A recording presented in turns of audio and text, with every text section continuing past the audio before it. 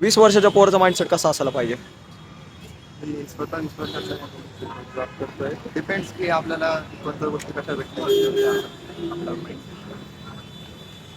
How old are you? मी स्वतः 20 वर्षाचे 20.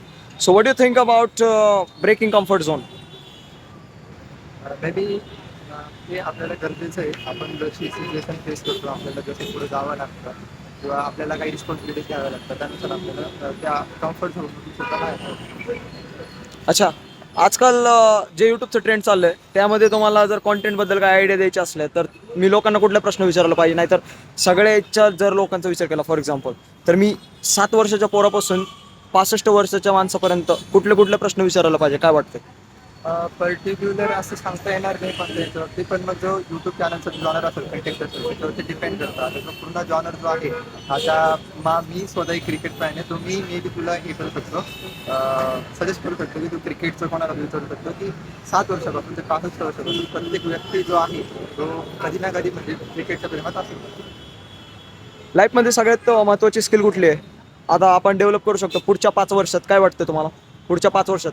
आता सध्याच्या पुढच्या 5 वर्षामध्ये एकतर ए आयमध्ये जायचं, ए आयच्या हेल्पने आपल्याला कसं ग्रो करता येईल ते शिकायचं, हीच एक मोठी गोष्ट आहे आपल्याला ग्रो करायला. अच्छा, ए आयची स्किल झाली, पण पर्सनॅलिटी डेव्हलपमेंटमध्ये तुम्हाला काय वाटतं की कुठली स्किल महत्त्वाची आहे? पर्सनॅलिटीमध्ये कम्युनिकेशन आणि बऱ्याच काही गोष्टी. कम्युनिकेशन खूप मोठा पार्ट आहे ज्याच्यामुळे आपण पुढे जाऊ शकतो, आणि कम्युनिकेशनमुळे ना आपल्याला आजूबाजूच्या गोष्टींना समजायला मिळतात, त्यामुळे मग कम्युनिकेशन एक पार्ट राहू शकतो. आणि बस एवढं. असं ॲक्च्युलीमध्ये आहे ना, काय काय लोकांना आहे ना स्टेजवर जायला भीती वाटते, काय काय लोकांना पोरींना बोलायला भीती वाटते, अपोजिट जेंडर, आणि काय काय लोकांना अप्रोच एन्झायटी असते. तर त्याबद्दल काय सोल्युशन वाटतं तुम्हाला की मी दुसऱ्यांना पण मदत करेल आणि दुसऱ्यांची पण मदत होईल तुमच्या टिप्सनी? तर मी हे सजेशन देईन की जसे तुम्ही आहेत बी रिअल असं म्हणेल मी. आणि जर रिअल राहिले तर आपण आपली जी ओरिजिनल पर्सनॅलिटी ती सगळ्यांसमोर दिसून येईल, आणि तुम्ही कोणाला असं म्हणजे कोणाबद्दल असं स्वतः लोक आपल्याला जज करतील त्याचा विचार करायचा नाही. जे आपण जसे आहोत तसे राहावं. अच्छा, आणि जर कोणाला सोशल एन्झायटी असेल आणि त्याला ओव्हरकम करायचं असेल तर त्याला कुठल्या ॲक्शन स्टेप घ्यायला पाहिजेत? सोशल एन्झायटी असल्यावर मे बी त्याने बोलायला सुरुवात चालू करायला पाहिजे, जास्त लोकांसोबत बोलायला पाहिजे, कम्युनिकेशन करायला पाहिजे. जर काही आपल्याला आवडती नावडती गोष्टी एखाद्या व्यक्तीला शेअर करायला हवी. म्हणजे असं आहे की एन्झायटी असणं ते इम्पॉर्टंट नाही आहे. आपण जसं पोर्ट्रे करू पुऱ्या वर्ल्डला तसे आपण दिसू. तर मे बी आता सध्या तर चालू आहे की आपण जितके म्हणजे असं जितके ओपन अप होऊन सगळ्यांसोबत बोलताना लोकांना तेच आवडतो. So may be social anxiety नावाची अशी हेच नाही असं वाटतं. अच्छा, इंग्लिशमध्ये जर लोकांना बोलायचं असलं तर त्याबद्दल तुम्हाला काय टिप्स द्यायचे? मी स्वतः ट्राय करतो इंग्लिशमध्ये बोलायचा, पण हळूहळू शिकेल म्हणून. अजून तरी मी इंग्लिशमध्ये बोलायचा पूर्ण प्रयत्न नाही केलेला, पण मी करेल. कसं वाटलं मी तुम्हाला अप्रोच केला आणि त्याच्यानंतर मी तुम्हाला बोललो, त्याबद्दल कसं वाटलं? एकदम मस्त, छान. मला वाटलं नव्हतं, मी जस्ट छान प्यायला आलो, छान प्यायनंतर मला हे कळलं. नाईस, चांगला एक्सपिरियन्स होता. अच्छा, कसं अप्रोच करायचं लोकांना अजून दुसऱ्या पद्धतीने जर अप्रोच करायचं तर? काय ओपनर, अप्रोच ओपनर? आता सांगता येणार नाही, मी जास्त कंटेंटमध्ये नाही आहे, सो नो आयडिया. पण मी एक क्रिएटरचं जसं बघितलेलं की तो ना स्वतः तो मोबाईल देतो, मोबाईल दिल्यानंतर टॉक म्हणजे बोलतो ते लोकांसोबत की मला सोशल एन्झायटी कमी करायची. त्याने आय थिंक 100 डेजचं चॅलेंज केलं आणि त्याला रिस्पॉन्स पण दिला यांनी, ऑडियन्सने रिस्पॉन्स पण दिला. त्याने 100 वरती कंटिन्यू केला. सो मे बी काहीतरी असं असू शकतं की आपण अप्रोच करावं, की आता ते फक्त जाऊन मोबाईल देत होता, मे बी दुसरं काय असू शकतं की आता ते आपण सांगू शकत नाही.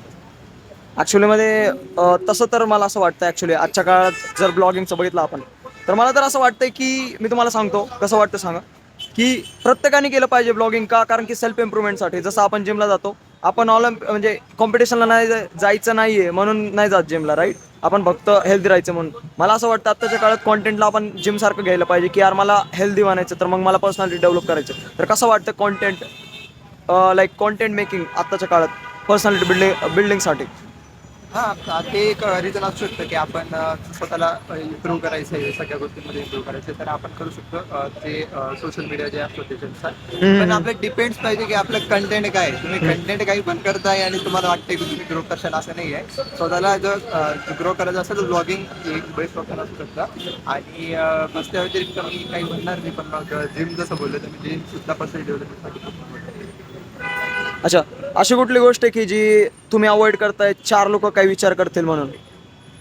आता तर सांगायला गेलं तर एकदम हे सांगतो मी मी स्वतः सोशल अँझायटीने आलेलो आहे. आणि त्यानंतर मला सुद्धा बोलायला वगैरे मी थोडा घाबरायचो असं म्हणून. पण आता असं झालेलं आहे की मी स्वतःला हळूहळू ग्रो करत गेलो. ग्रो केल्यामुळं मला आता बऱ्याच गोष्टी समजायला लागल्या आणि त्यानंतर मी स्वतःला ॲडजस्ट करायला स्टार्ट करू दिलं. तुम्ही इंस्टाग्रामवर जे कॉन्टेंट बघता, एक्स्ट्रोवर्ट होण्याचे, इंट्रोवर्ट होण्याचे, राईट? हां. सो त्या कॉन्टेंटमध्ये तुम्ही बघून अप्लाय केलंय का?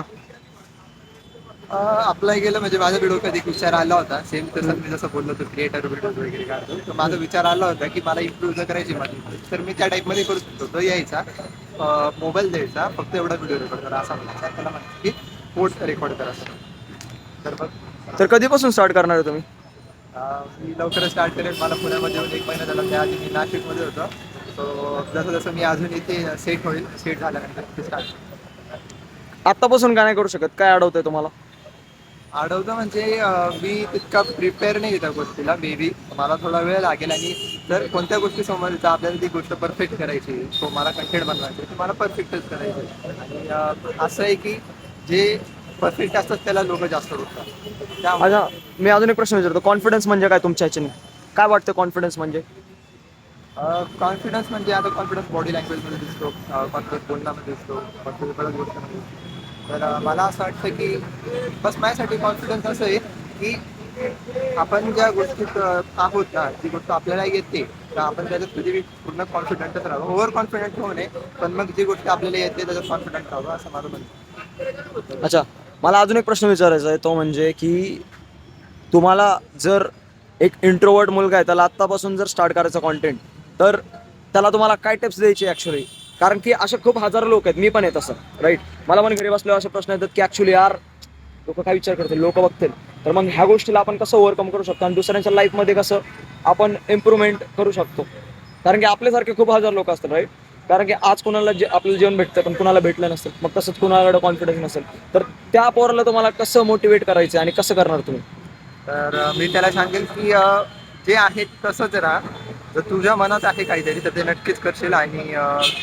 आणि असं नाही की मोजून फक्त 2 लोकांचा जरी सपोर्ट आला ना, तरी ते आपल्याशी वाटावं लागतं, की आपल्याला वाटतं की हा आपल्याला काही ना काही करून कोणी ना कोणी सपोर्ट करतंय असं म्हणून. अच्छा. जसं जसं हळूहळू पुढे जाऊन माणूस तसं तसं हळूहळू जितका सपोर्ट भेटणार आहे तो बी वाढेल. जो कंटेंट आहे त्याची रीच पण वाढेल. आणि मे बी आपण काही लोक जे कंटेंटसाठी नाही करत, जे आपल्याला फक्त इम्प्रूव्ह करण्यासाठी ते करतात. सेल्फ इम्प्रुव्हमेंटसाठी कसं वाटते तुम्हाला? आता मी जे करतोय, मी तेच करतो ॲक्च्युली. मी युरो ग्लायडिंग क्षेत्र, कारण की ते एक ग्लायडिंग क्षेत्र मोठं ग्राउंड, तिकडे एक मोठं ग्राउंड आहे, तर मी त्या ग्राउंडवर जातो. आणि मी पण सोशल एन्झायटी मारायचं दुसऱ्यांचा गोल बनवलाय. तर मला असं खूप आवडतं की यार, आता मी जसं बोललो की आपल्याला जेवायला भेटलं म्हणजे दुसऱ्या लोकांना जेवायला नाही.